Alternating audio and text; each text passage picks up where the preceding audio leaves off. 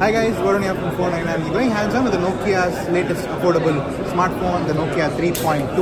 This is launched here at Mobile World Congress 2019. So this is the Nokia 3.2. As you can see, it's got this gorgeous 6.26-inch HD display, and it's got this nice glossy polycarbonate finish, which gives it a nice feel. In front of the display of this water trap notch and a 5-megapixel camera on top of the device, and the back you have a single camera which is 20-megapixel camera, and on the inside powering this device is Snapdragon 429 processor along with a 4000 mAh battery.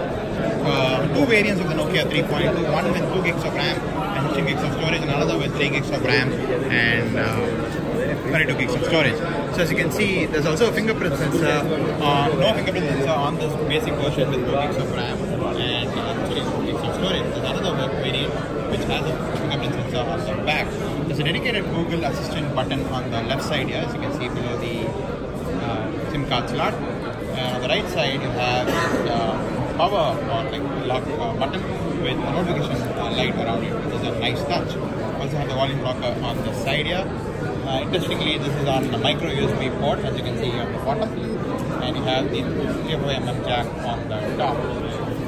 So as you can see on the back of this device on the right side, that's a 3 gig variant with the fingerprint sensor. This is the notification. There's no fingerprint sensor on the basic version.